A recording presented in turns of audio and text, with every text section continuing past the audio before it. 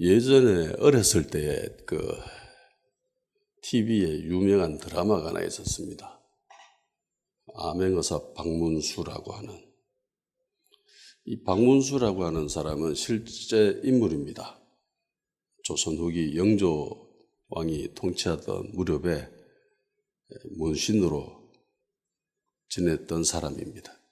근데 암행어사로 더 유명했습니다. 주된 내용은 이런 거예요. 한 고장의 부패한 관리들의 모습, 탕관오리라고 하죠. 그 탕관오리 때문에 백성이 매우 힘들어하는 그 상황 속에 암행어사 박문수는 몰래 잠입합니다. 자신의 신분을 드러내지 않지요. 몰래 이렇게 돌아다니다가 클라이막스로 넘어가는 그 시점에 자신의 정체를 드러내죠. 모든 증거들을 수집해가지고 결정적일 때에 마패를 드러냅니다. 마패를 딱 드러내가지고 그러면은 수많은 포자들이 몽둥이를 들고 확 쫓아오죠. 쫓아오면서 암행어사 출도요 이러면서 와서 탕관오리를 때려잡아서 밧줄에 묶어가지고 심판하는 그런 내용이지요. 그래서 그런 것들을 보면서 대리만족을 많이 경험했던 그런 때가 있었습니다. 여기에서 가장 이렇게 극적인 효과를 주는 게 그거죠. 자신의 신분을 숨기고 있는 거죠. 자신의 신분을 몰래 숨기고 있다가 이렇게 몰래 증거들을 수집하는 이런 모습들. 그리고 극적인 장면에서 자기의 정체를 드러내고 완전 전세가 역전되어지는 그런 일들이 일어나는 그런 드라마였습니다. 이런 흐름은 헐리우드 영화들을 봐도 많이 보이죠. 슈퍼맨도 그렇죠. 슈퍼맨도 평상시에 자기 모습을 드러내지 않죠. 모릅니다. 배트맨도 그렇죠. 배트맨도 사람들이 일부의 사람을 제외하고는 이 사람이 어떤 사람인지 모르죠. 자기 신의 정체를 숨기고 있습니다. 스파이맨도 그렇고 스파이더맨 대부분의 영웅들이 자신의 정체를 숨기고 그렇게 보통의 사람처럼 살아가다가 아주 클라이막스로 흘러갈 쯤에 자신의 정체를 드러내면서 문제를 해결하는 그런 영웅들을 그리는 그런 영화들. 그런 거 보면 재미있죠. 재미있습니다. 두 사도가 빌립보 감옥에서 하룻밤을 지냈습니다. 그리고 그 밤에는 놀라운 일들이 일어났죠. 수많은 죄수들이 기적을 경험합니다. 이적을 체험합니다. 하나님을 경험하게 된 거죠. 무엇보다도 중요한 것은 간수와 간수 집안 사람들이 다 구원받았다는 겁니다. 하나님의 사람이 된 거죠. 그리고 아침이 밝았습니다. 아침이 되니까 빌립보시를 통치하고 있던 이 관리들이 감옥에 자신의 부하들을 보냅니다. 풀어줘라 이러면서 관리들을 보냅니다. 일종의 복음이지요. 좋은 소식이잖아요. 두 사도에게는 굉장히 좋은 소식입니다. 드디어 감옥에서 풀려났으니까. 어제는 죽일 듯이 두 사도에게 무한매질을 했고 그리고 매우 중범죄를 저지른 사람처럼 취급하면서 가장 깊은 감옥에 가두었던 그런 상황이었었는데 다음 날이 되니까 아무런 일이 없었다는 듯이 풀어줘래요. 그러니까 이런 모습을 보면은 이 두 사도고 죄가 없다는 것을 간접적으로 보여주는 거죠. 죄를 지어서 마땅한 형벌을 받아야 하기에 이들이 당한 건 아니다. 그러니까 정치적인 입장 때문에 희생된 경우입니다. 마치 이거는 빌라도에게 고통을 겪은 예수님의 모습과 유사하죠. 빌라도도 알지요. 예수님이 죄가 없다라는 것을. 그럼에도 불구하고 밀란이 일어날까 두려워서 넘겨줘 버립니다. 자신이 권한이 있음에도 불구하고 채찍질을 하고 그리고 십자가에 못 박아라고 그렇게 넘겨줘 버린 거죠. 비슷합니다. 빌립보시를 통치하고 있던 이 사람들도 그 전날 밤에 여종의 주인들이 그냥 미친 듯이 그렇게 공격하고 사람들을 선농질하니까 이거 가만히 있다가는 곤란하겠다 싶어서 그들의 요구대로 어느 정도 들어준 거죠. 네. 그리고는 아무런 일이 없다라는 듯이 그들을 풀어주려고 했습니다. 보통의 사람이라면은 이런 상황에 감사하겠죠. 감옥에 갇혀 있었는데 풀려나니까 이건 좋은 이야기입니다. 좋은 소식입니다. 이 좋은 소식을 간수가 바울에게 들려줍니다. 자신은 마음에 짐이 있었는데 드디어 해결할 수 있게 됐다.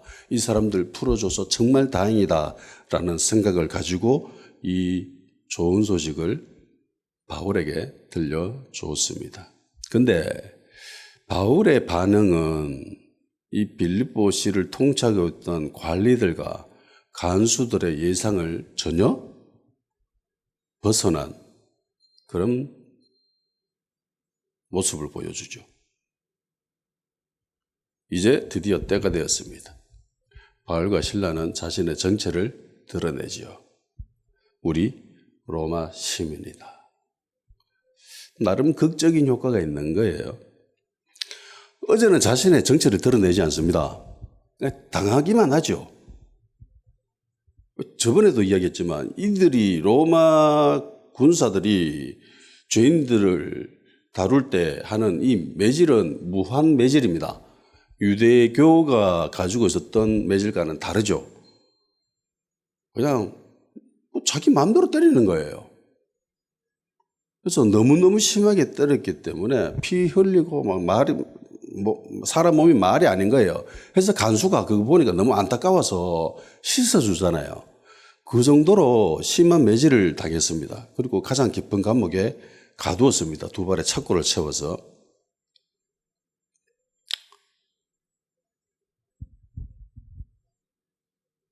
그 전날 로마 시민임을 이야기했으면 아무런 일도 겪지 않아도 되죠. 근데 그거 고스란히 다 당하고 난 뒤에 이제서야 자기가 로마 시민이다라는 것을 이야기합니다. 우리 같은 사람들 입장에서는 이거는 이야기 하나만 하죠. 이미 다 맞았는데 감옥에도 다 들어가 있고 감옥에 가가지고 이미 형벌도 다 받고 매질도 다 나가고 이제 더 이상 당할 게 없어. 근데 이제서야 자기가 로마 시민인 것을 드러냈습니다. 어떻게 보면 결과적으로만 보면 이렇게 되는 거예요. 두 사도가 매질당하고 감옥에 갇힌 것은 간수와 그 집안 사람들의 구원을 위해서다. 결과적으로만 보면 그렇습니다. 이렇게 해석할 수 있죠. 예수님도 한 사람의 구원을 위해서 배 타고 바다를 건너가시죠. 거라사 지역으로. 그리고 그 거라사 지역에 있는 그 군대 귀신 들린 사람, 그 한 사람을 치유합니다. 그리고 이 소식을 들은 그 동네 사람들이 예수님한테 찾아와가지고 이 동네를 제발 좀 떠나가 주세요라고 부탁하지요. 그리고 예수님은 다시 배 타고 돌아옵니다. 그러니까 배 타고 반대편으로 예수님이 가자라고 하시거든요. 마가복음 4장 35절 37절 이렇게 되어 있습니다. 그날 저물 때에 제자들에게 이르시되 우리가 저편으로 건너가자 하시니 그들이 무리를 떠나 예수를 배에 계신 그대로 모시고 가매 다른 배들도 함께 하더니 큰 광풍이 일어나며 물결이 배에 부딪혀 들어와 배에 가득하게 되었더라. 해서 제자들이 예수님을 깨웁니다. 예수님이 뱃머리에서 자고 계셨거든요. 지금 파도가 차가지고 물이 들어와가 배가 침몰하게 되어서 우리가 죽게 되었습니다. 예수님 지금 이 상황은 모릅니까? 생각 안 해주세요. 우리 제발 좀 도와주세요. 우리 죽게 되었거든요. 라고 이야기를 했고 예수님께서 바다를 향해서 조용해라. 바람을 향해서 꾸짖죠. 그래서 조용히 됐습니다. 그리고 건너간 거예요. 그러니까 제자들 입장에서는 이렇게 되는 거죠. 죽을 뻔했습니다. 뭐 때문에요? 한 사람 때문에. 군대 귀신 걸려있는 그 한 사람 때문에 예수님을 따르는 수많은 제자들이 죽을 뻔했습니다. 근데 예수님이 이렇게 하잖아요. 이렇게 이야기하시잖아요. 야, 우리 바다 저 건너편에 가자. 목적을 이미 가지고 계셨다는 거예요. 무슨 목적? 한 사람 구원하기 위한. 꼴랑 한 사람 구원하기 위해서 죽을 뻔, 목숨을 내놓고 바다를 건너가서 그리고 한 사람 구원하고는 다시 쫓겨났습니다. 그 동네에서. 그야말로 비합리적이고 비효율의 극치지요. 예. 엄청난 사치를 부리는 거예요. 그러니까 바울과 실라가 당한 이 무한 매질 그리고 깊은 감옥에 갇혀 있는 것, 이건 역시 간수와 그 집안 사람들을 위한 그 구원을 위한 목적에 의해서 당했다라고 보면은 뭐 결과적으로는 그런 말이 맞습니다. 충분히 이해가 됩니다. 로마 시민이다라고 한마디만 했으면은 정식 재판을 받았을 것이고 정식 재판을 받았으면은 이런 매질은 안 당했습니다. 왜냐하면 로마 시민에게는 매질을 못 하거든요. 매질하다가 걸리면 큰일 납니다. 근데 로마 시민이라고 한마디 했으면 매질 안 당하고 감옥에 갇히는 그런 불상사도 안 생겼습니다. 그리고 간수와 그 집안 사람들의 구원도 없죠. 결과적으로 보면 그렇다라는 겁니다. 그러니까 이런 문장으로 대체될 수 있습니다. 두 사도의 매질과 감옥에 갇힌 것은 그 간수와 그 집안 사람의 구원을 위해서다. 라고.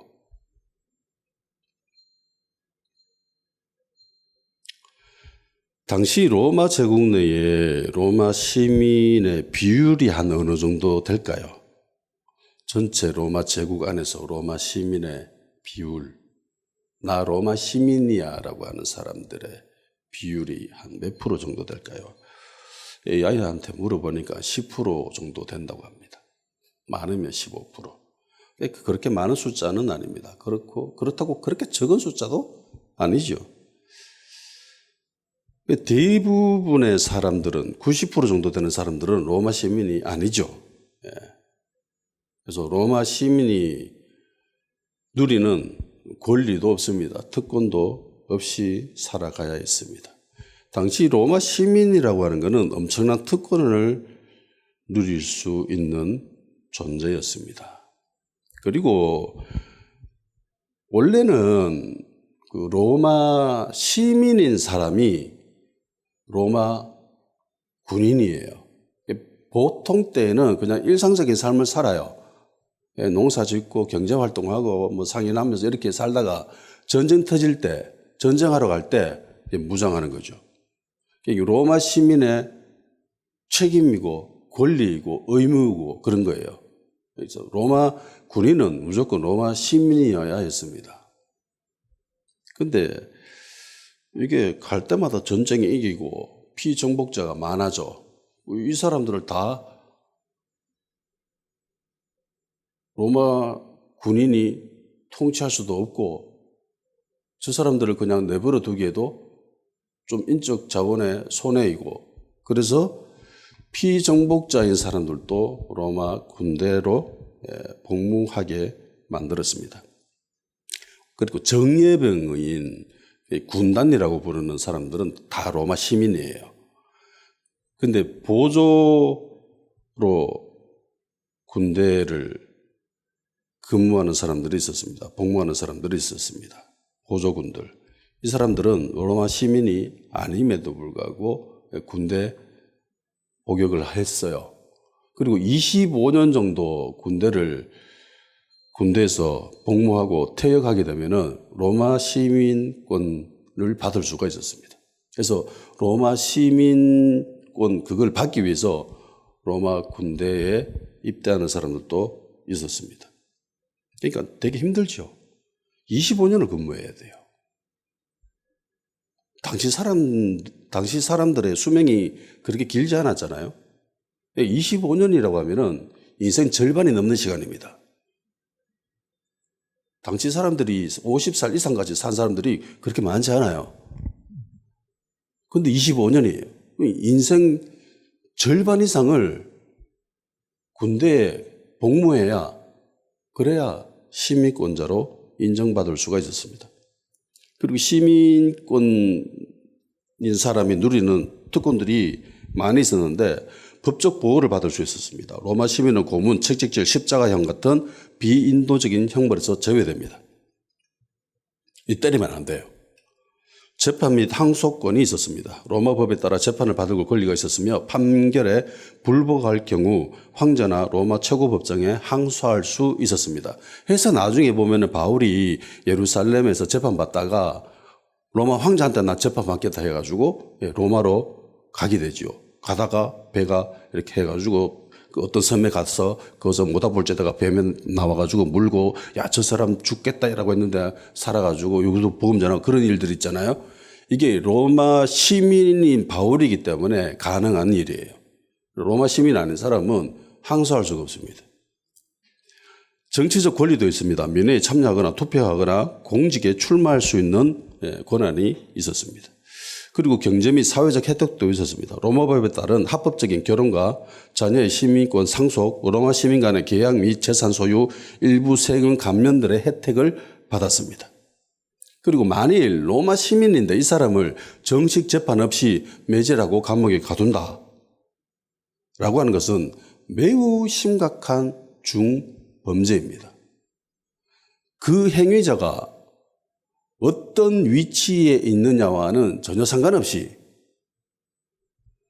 그 사람이 로마 시민인 사람을 정당한 재판 없이 매질하고 감옥에 가둔다라고 하면은 그 관리는 면직당합니다. 파면당해요. 그리고 정식 재판 과정에 회부가 되면은 잘못하면 죽을 수 있습니다. 사형에 처해집니다. 재판 결과에 따라서. 그러니까 로마 시민인 사람을 재판 없이 매질하는 것은 로마 법에 의하면 어떻게 인식하냐면은 저 사람이 로마를 대항하는구나. 그러니까 로마라고 하는 이 제국은 로마 법 위에 세워진 제국이거든요. 그러니까 로마는 법의 국가입니다. 근데 이 법에 대항하잖아, 정식적으로. 그러면 이건 로마에게 대항하는 것으로 인식하는 거예요. 그래서 굉장한 중범죄입니다.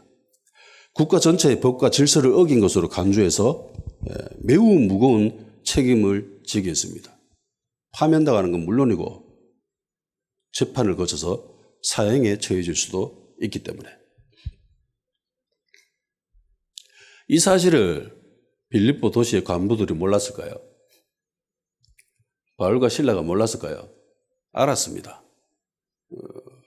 시민의 특권이 뭔지 너무나 잘 알고 있습니다. 그래서 이 소식을 들은 로마 관리들은, 빌립보 도시의 관리들은, 지배자들은 깜짝 놀라죠. 매우 두려워합니다. 당연하죠. 잘릴 수 있는데.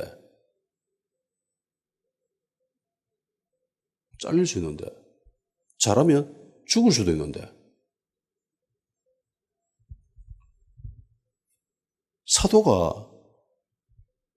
두 사도가 모두 로마 시민입니다. 바울도 로마 시민이고 실라도 로마 시민입니다. 그래서 이 이야기를 하니까 깜짝 놀라죠. 현대어 성경에는 37절과 39절에 이렇게 번역해 놨습니다. 그러자 바울이 말하였다. 안 돼요. 이대로는 안 됩니다. 그들은 로마 시민인 우리를 재판도 하기 전에 군중 앞에서 채찍으로 때리고 감옥에까지 쳐넣었어. 그런데 이제 와서 슬그머니 우리를 내보내려 하다니 이것으로 문제가 끝났다고 생각하시오. 그들이 직접 와서 우리를 내보내라고 하시오.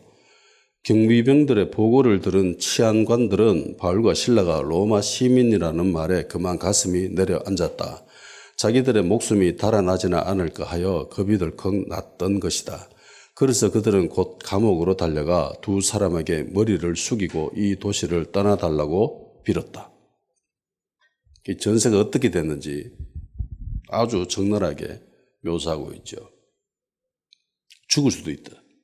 그래서 굉장히 무서워하면서 머리를 쪼아리면서 제발 이 도시를 좀 떠나가 주실래요라고 사정하죠.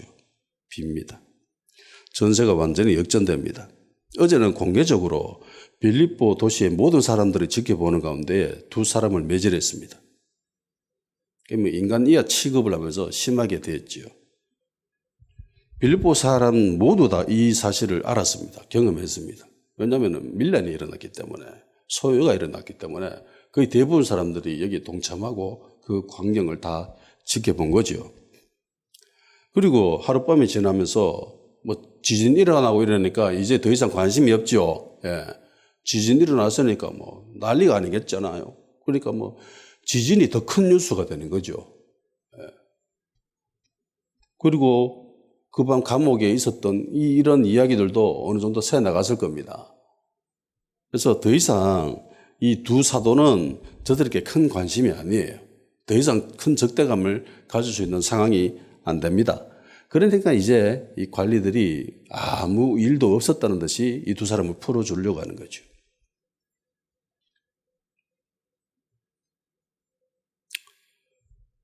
근데 가만히 보면 좀 이상한 점을 발견할 수 있습니다. 요거 일 처리 제대로 하려면은 고발하면 되죠. 사도가. 정식으로 이 상황을 재판에 회부하게 되면은 이 관리들은 재판을 당해야 됩니다. 재판 결과에 따라서 이 사람들은 파면당할 수도 있고 사형에 죽을 수도 있는 그런 상황이 되는 거죠. 근데 사도는 그런 말을 안 하죠. 그걸 요청하지 않습니다. 로마 황제한테 항소하지 않지요. 자신의 권리를 주장할 수 있음에도 불구하고 그렇게 하지 않습니다. 두 사도는 관리를 처벌하는 데 목적이 있는 게 아닙니다. 두 사도는 빌립보 도시를 통치하고 있는 관리들에게 대우받기를 원하죠. 로마 시민임을. 정식으로 석방해 줄 것을 요청합니다. 우리 무죄야라는 것들을 그들이 먼저 몸으로 드러내기를 원합니다. 그래서 흐름을 보면은 관리들이 매우 두려워하면서 사도를 찾아와서 사정사정하죠. 부탁합니다. 자기 잘못을 인정한 거죠. 그리고 사람들이 그걸 보게 됩니다. 그러면 바울과 실라는 왜 아침이 되었어야 이 소리를 석방하라는 그 소리를 듣고 난 뒤에서야 자신의 정체를 드러냈을까요? 드라마처럼 클라이막스에 극적인 효과를 주기 위해서, 재미를 위해서 그랬을까요? 어떤 사람들은 이렇게 얘기합니다. 어떤 신학자는 이렇게 얘기합니다. 어젯밤에 밀란이 일어났을 때에 그때 사람들 제정신이 아니었기 때문에 그때 자기가 로마 시민인 것을 이야기해도 씨알도 안 먹혔을 것이다. 그렇기 때문에 말을 안 했다라고 이야기하는 신학자들도 있습니다. 저는 거기에 동의하지 않습니다. 제 생각에는 두 사도의 이런 모습은 의도적이었을 것이다. 다분히.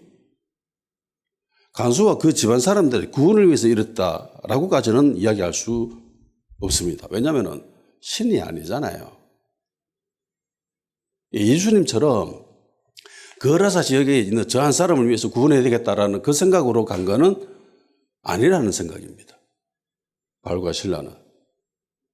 어느 정도 영적인 측면에서의 우월성을 가지고 있다 할지라도 그 정도 예수님이 보여주신 것처럼 그렇게 모든 것들을 이해하고 상황을 아신 그런 존재는 아니었다라고 생각합니다. 만일 상식적인 선에서 생각해 봅시다. 만일 어제 군중들이 막 소요를 일으켰을 때에 무리들이 두 사람을 고발하고 막 이렇게 소요를 일으켰을 때에 두 사도가 우리 로마 시민이다라는 걸 이야기하면 어떻게 일이 흘러갈까요?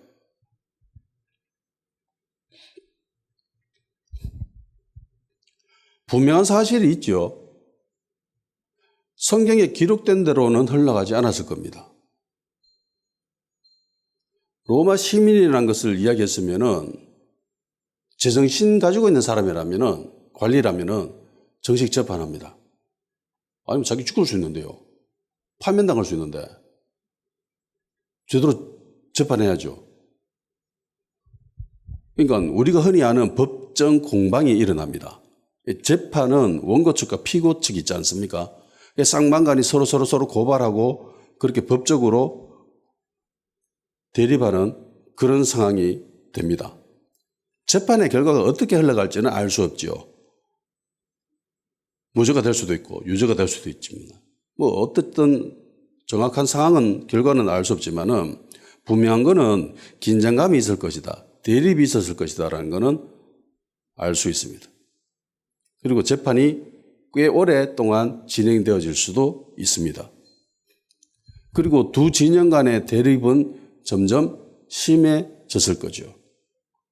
그러니까 사도를 대표하는 교회 측과 여종의 주인들을 대표하는 세상과의 이 대립, 그 긴장감, 그게 해소되지 않고 계속 이어졌을 겁니다. 그러니까 이 재판에서 이겨도 교회엔 별 덕이 안 됩니다. 이 재판에서 져도 교회에 별 덕이 안 됩니다. 보통의 사람이라면은 이기고 싶어 하지요, 재판에서. 그러니까 예수 믿는 사람이든 아니든 간에 무조건 이기려고 하는 습성이 있어요. 이런 상황이 되면. 이런 거는 그리스도인들하고 별 다르지는 않은 것 같습니다. 내가 경험해본 대부분의 그리스도인들은 이런 상황이 되면은 이기려고 합니다. 어떻게 해서든 이기려고 하죠. 근데 이긴다고 교회에 덕이 되나? 하나님 나라에 덕이 되나? 라고 보면 그렇지 않는 게 대부분이거든요. 그렇잖아요. 지금도 교회가 서로 싸우는 장면들을 볼 수 있습니다. 목사 측과 장로 측 이렇게 나눠져 가지고 싸우고 목숨을 걸지요. 옛날에 교회는 서로 똥물 퍼부어가면서 싸웠답니다. 그 정도로 심각하게 싸웠대요. 해서 주변 안 믿는 사람들이 예수쟁이들이 싸우는 거 보고 혀를 내둘렀다고 하죠. 와, 지독하게 싸운다. 우리도 저래는 못 싸운다라고 하면서. 어떻게든 이기려고 악을 씁니다. 그리고 사람이 이렇게 서로 대립하고 싸우게 되면은 감정의 상처를 남기게 되지요. 인간이 이 감정적인 상처가 서로 대립되어서 팽팽히 싸우는 그런 경우가 있죠. 이혼할 때 이런 상황이 많이 발생합니다. 이혼 재판이 진행되어져서 결과가 나올 때의 모습을 한번 보십시오. 승자가 있습니까? 패자가 있습니까? 상처만 있죠. 상처만 있습니다. 감정적인 대립은 상처와 아픔만 있을 뿐입니다. 성경에 기록된 대로 일이 흘러갔으면 나타나는 결과들은 성경에 기록되어 있습니다. 두 사도는 엄청난 매질을 당합니다. 고통을 겪습니다. 온데라 몸이 어느 것도 정상적인 것이 없이 다 찢기고 피나고 상처투성이입니다. 두 발이 차고 채워져서 그 습습한 감옥 깊은 곳에 갇히게 되지요. 그리고 기도하고 찬송해서 기적과 이적이 나타나게 되고 그 감옥 안에 있던 모든 죄수들이 그 하나님의 일하심을 경험하게 되고 결국은 간수와 그 집안 사람들이 사도의 모습을 보고 감동되어져서 복음의 문을 열게 되고 그리고 결국은 하나님의 자녀가 됩니다. 여기까지는 성경에 기록되어 있는 일이기 때문에 알 수 있죠. 근데 성경에 기록되지 않은 이후의 분위기를 한번 생각해 봅시다. 빌립보 도시를 통치하고 있던 관리들이 두 사도를 두려워하게 되죠. 두 사도가 보여준 이 모습 때문에 이 도시를 통치하고 있던 사람들은 교회의 우호적이 될 수밖에 없습니다. 그렇죠? 이전에는 교회를 대적하는 사람들의 편에 서서 교회를 대적했습니다. 같이. 근데 두 사도가 보여준 이 행동 때문에 이제 더 이상 세상 편에 서지 않죠. 그렇게 할 수가 없습니다. 제가 제일 크게 생각하는 부분이 바로 이 점입니다. 아마 두 사도는 이런 생각을 가지고 있었지 않았나. 교회를 위해서, 빌립보 교회를 위해서 이 두 사도는 그 고통을 감내냈다라는 것이 제 생각입니다. 만일에요, 사도들이 나쁜 마음을 먹고 이 관리들을 고발하게 되면 어떻게 돼요? 파면당하죠. 죽을 수 있습니다. 재판 결과에 따라서. 안전을 보장할 수 없습니다. 그러니까 이 관리들의 목줄을 쥐고 있는 게 두 사도입니다. 교회입니다. 사도가 그리고 교회가 진짜 나쁜 마음을 먹기만 하면 이들의 앞날은 보장이 안 돼요. 안전이 보장이 안 돼요. 죽을 수도 있습니다. 물론 그렇다고 교회와 사도가 이걸 직접적으로 드러내거나 이용하지는 않았을 겁니다. 은근히 협박하지도 않았을 겁니다.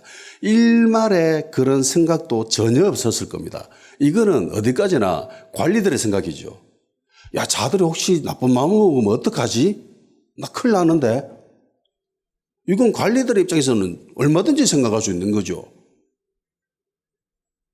이런 생각 때문에 더 이상 세상 편에 서서 교회를 대적하거나 공격하는 그런 입장을 취할 수는 없죠.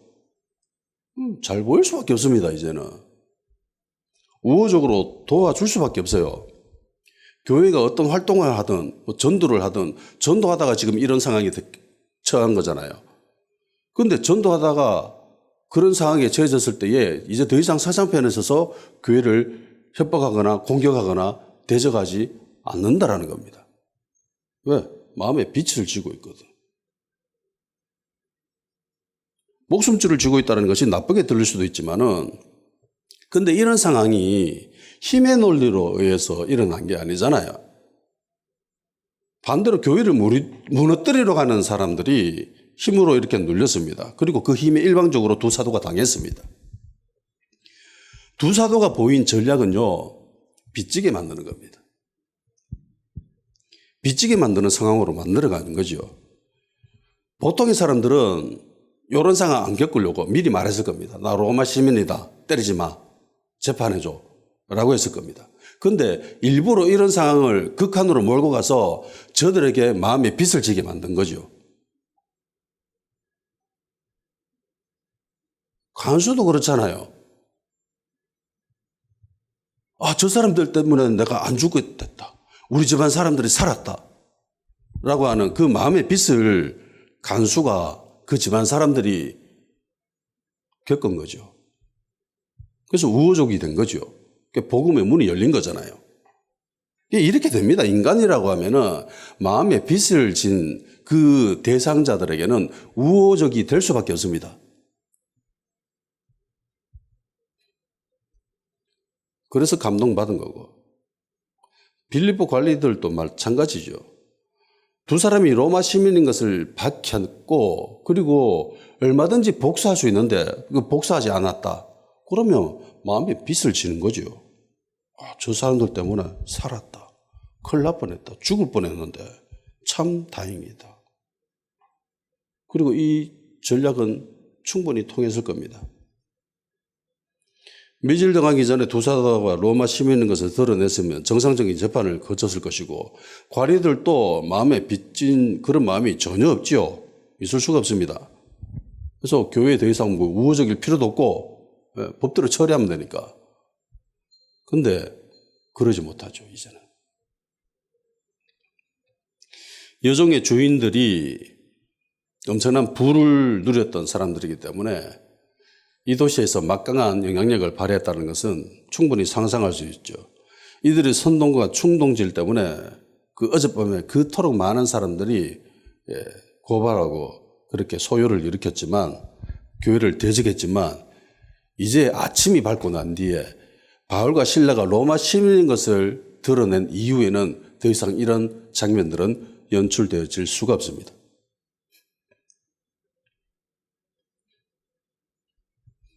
관리들도 이제는 더 이상 요정의 주인들의 요구대로 할 수 없죠. 마음에 빚을 지고 있었기 때문에. 그러니까 두 사도는 빌립보 교회를 위해서 매질당한 거예요. 감옥에 갇힌 거예요. 그 결과 간수와 그 집안 사람들도 구원받았고, 이건 미처 생각하지 못했던 경우였을 겁니다. 바울과 실라는 다음날 아침이 되어서야 자신의 정체를 드러냅니다. 마치 암행어사 박무수의 그 드라마가 절정으로 치달아가서 극한의 대립이 있을 때에 암행어사 출도요라고 외치고 전세가 역전되듯이 아침이 되어서 은근슬쩍 풀어주려고 하는 그 관리들에게 아무런 일이 없다는 듯이 풀어줘서는 안 되지. 당신들이 직접 우리를 찾아와서 그렇게 정식적으로 우리를 내보내야 되지라고 이야기를 합니다. 그러면서 마음에 빚을 지게 만든 거죠. 그리고 공식적으로 이 두 사람은 죄가 없다라는 것을 그 빌립보에 있는 모든 사람들에게 알리는 그런 일들도 일어나는 겁니다. 관리들이 잘못했구나. 저 사람들이 더 우위에 있는 사람들이구나. 그리고 두 사도가 떠난 이후에 빌립보 교회가 활동하는 데 있어서 더 이상 방해하는 세력은 있을 수 없죠. 있다 하더라도 큰 영향력은 줄 수 없습니다. 여종의 주인들이 얼마나 지독하게 괴롭힐지 너무나 뻔하게 알 수 있는 상황이었습니다. 그래서 그것 때문에 두 사도가 공경에 처하고 고통과 아픔을 겪었지요. 이 일들이 이후에 빌립보 교회 성도들에게 닥치지 않는다라고 보장할 수 없지요. 충분히 일어납니다. 얼마든지 일어납니다. 해서 그걸 위해서 대비한 거죠. 안전책을 마련해 놓은 겁니다. 고린도후서 11장 23절에서 28절에 보면은 바울이 교회를 위한 마음이 나옵니다. 그들이 그리스도 일꾼이냐 정신없는 말을 하거니와 나는 더욱 그러하도다. 내가 수고에 넘치도록 하고 옥에 갇히기도 하고 더 많이 하고 매도 수없이 맞고 여러 번 죽을 뻔하였으니 유대인들에게 40에서 하나 감한 매를 5번 맞았으며 3번 태장으로 맞고 1번 돌로 맞고 3번 파선하고 일주야를 깊은 바다에서 지냈으면 여러 번 여행하면서 강의 위험과 강도의 위험과 동족의 위험과 이방인의 위험과 시내의 위험과 광야의 위험과 바다의 위험과 거짓 형제 중에 위험을 당하고 또 수고하여 애쓰고 여러 번 자지 못하고 줄이며 목마르고 여러 번 굶고 춥고 헐벗었노라. 이 외의 일은 고사하고 아직도 날마다 내 속에 눌리는 일이 있으니 곧 모든 교회를 위하여 염려하는 것이라. 그러니까 바울이 이야기하잖아요. 내 정말 힘들게 살았다. 내가 겪은 거 봐라. 정말 고통스럽게 살았다. 너무너무 힘든 상황을 살았지만 난 이게 별로 내 마음에 그렇게 큰 짐이 안 돼. 오히려 내 마음을 아주 무겁게 누르고 있는 게 있는데 그게 교회를 위한 염려야. 그러니까 교회를 위해서라면은 자신이 당하는 고통은 아무것도 아니다라고 생각하는 사람이 바울입니다. 그 수많은 아픔과 고통과 위험들이 있었지만은 그것보다 더 자신의 마음을 누르고 있는 게 교회를 향한 걱정, 염려. 그러니까 바울은 교회에 미친 사람입니다. 왜? 교회가 예수님의 몸이잖아요. 교회가 예수님이에요. 예수님도 말씀하셨잖아요. 지극히 작은 자, 여기 있는 지극히 작은 자에게 한 것이 곧 내게 한 것이다. 여기에 있는이라고 하는 것이 그 공동체를 이야기합니다. 그 공동체 안에 있는, 교회 안에 있는 성도들 중에서 가장 보잘것없고 형편없고 존재감 없는 사람들, 그 사람들에게 친절을 베푼 것이 곧 예수님에게 한 것이다. 바울은 예수님을 핍박한 적이 없지요. 그런데 예수님이 바울을 향해서 네 나를 왜 핍박하는데, 왜 나를 못 살게 구는데 라고 이야기합니다. 예수님 핍박한 적은 없지만 예수 믿는 사람들은, 예수 믿는 성도들은, 교회 성도들은 고통스럽겠죠. 그러니까 성도에게 한 것이 곧 예수님에게 한 겁니다. 그러니까 교회를 향한 염려는 곧 예수님을 향한 마음인 거예요.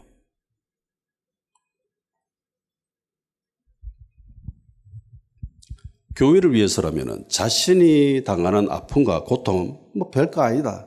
별 문제 안 된다. 교회를 향한 걱정과 염려로 항상 마음이 눌려 있습니다. 바울의 마음에는 교회를 향한 걱정밖에 없죠. 그게 가장 큽니다. 자신이 당하는 고통, 아픔, 환난 이런 건 별로 문제가 안 돼요. 죽는다 하더라도 별 신경 안 씁니다. 오히려 잘 됐네. 주님 만나고. 그런 생각을 하는 사람이 바울입니다. 실제로 그렇게 기록하고 있고.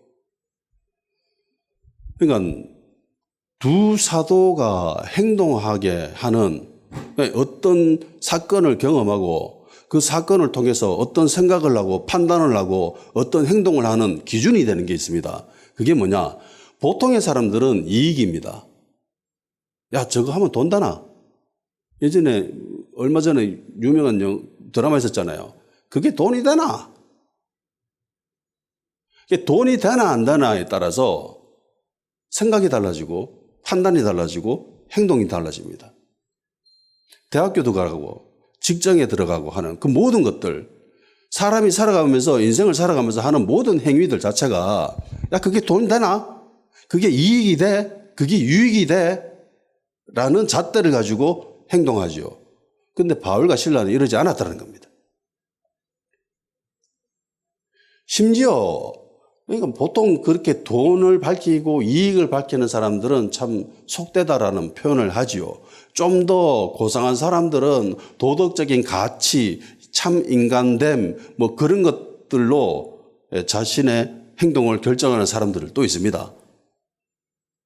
그런데 바울과 실라는 그런 걸로도 자신들이 움직이지 않죠. 무엇이 바울과 실라 이 두 사도를 움직이게 만들었는가? 교회입니다. 교회에 덕이 되나 안 되나? 하나님 나라에 덕이 되나 안 되나? 이것이 두 사도를 움직이게 하는, 행동하게 하는 기준입니다. 이거는 그리스도인들이 마땅히 가져야 될 태도죠. 주님을 위한 행동. 이게 주님께 덕이 되나 안 되나는 곧 교회에 덕이 되나 안 되나입니다. 주님과 교회는 동일합니다.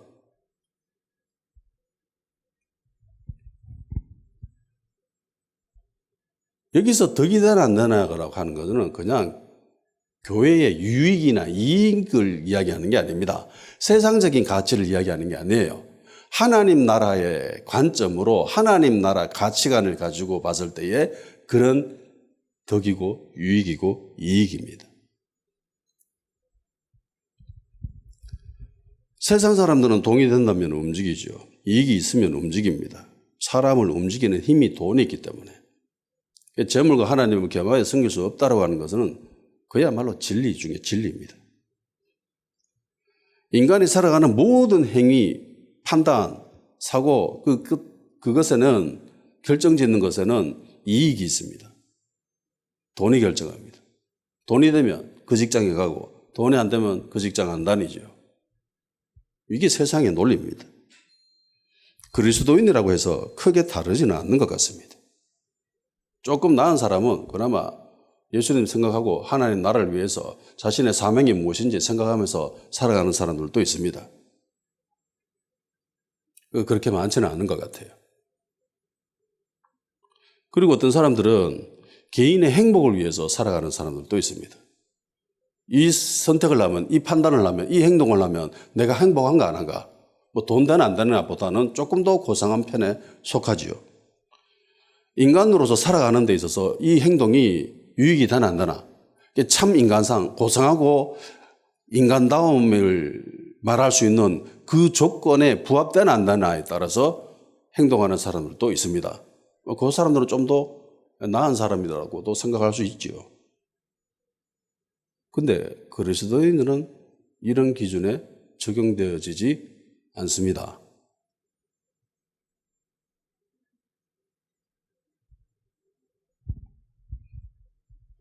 많은 사람들이 요즘 들어서 인간다움을 내세우고 인간으로서 마땅히 가져야 될, 행동해야 될, 사고해야 될 그 고차원적인 그 인간상을 갖추기 위해서 노력합니다.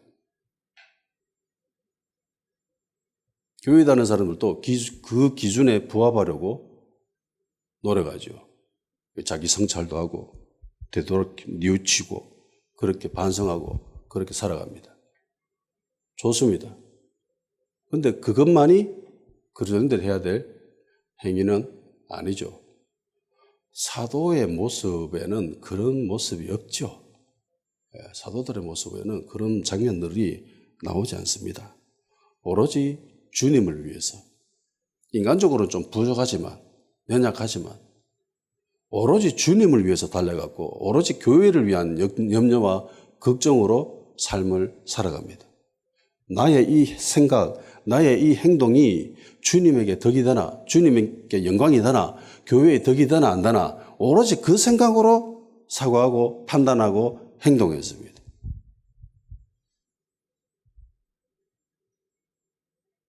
이 관점으로 성도들의, 현대교회 성도들의 모습을 살펴볼 때에 한참 부족한 것이 현실이죠. 많은 교회의 성도들은 착각을 합니다. 교회에 덕이 되나 안 되나라고. 제가 이야기하는 이 문장을 자기만의 세상적인 가치로 해석하면서 판단하는 사람들도 있습니다. 그런 얘기가 전혀 아닌데 예수님에게 덕이 되나 안 되나.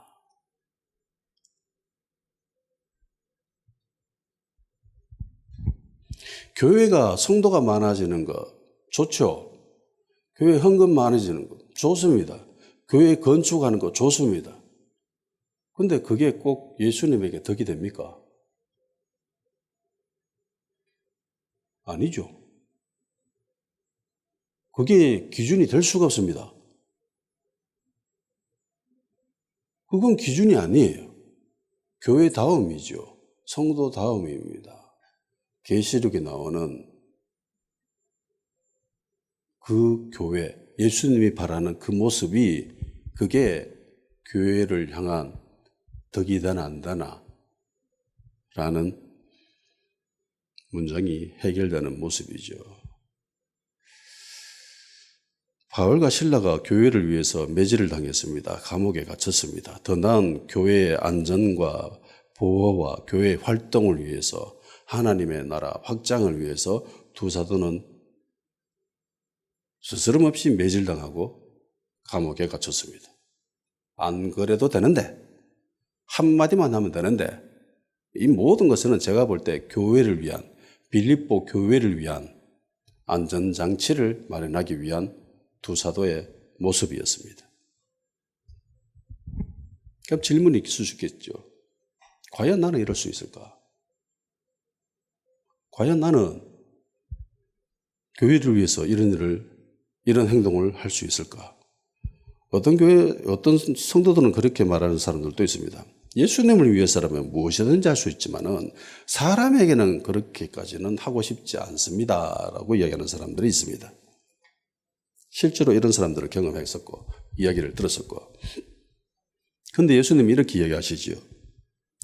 내 형제에게 한 것이 곧 내게 한 것이다. 형제를 사랑하는 것이 하나님을 사랑하는 것이다. 하나님을 사랑한다고 해놓고 형제를 미워하는 것은 그건 하나님을 사랑하는 것이 아니다. 요한일서 3장 16절에서 18절 그가 우리를 위하여 목숨을 버리셨으니 우리가 이로써 사랑을 알고 우리도 형제들을 위하여 목숨을 버리는 것이 마땅하니라. 누가 이 세상의 재물을 가지고 형제의 궁핍함을 보고도 도와줄 마음을 닫으면 하나님의 사랑이 어찌 그 속에 거하겠느냐. 자녀들아 우리가 말과 혀로만 사랑하지 말고 행함과 진실함으로 하자. 형제에게 사랑을 베푸는 것이 그게 하나님을 사랑하는 거라는 거죠. 똑같다라는 겁니다. 골로새서 1장 24절 나는 이제 너희를 위하여 받는 괴로움을 기뻐하고 그리스도의 남은 고난을 그의 몸된 교회를 위하여 내 육체에 채우노라. 바울의 고백입니다. 교회를 위해서 그 고통을 다 당하겠다라는 겁니다. 교회를 위한 바울의 마음 그리고 교회를 위한 주님의 마음 우리들에게 좀 있어야 되지 않을까라는 생각을 합니다. 다 같이 기도하는 시간 가지도록 합시다. 나의 행동과 기준이 교회와 주님께 덕이 되는 그런 사고와 행동을 할 수 있게 하여 주시옵소서. 그리고 주신 말씀 기억나는 대로 기도하며 영어로 기도하는 시간 가지도록 합시다.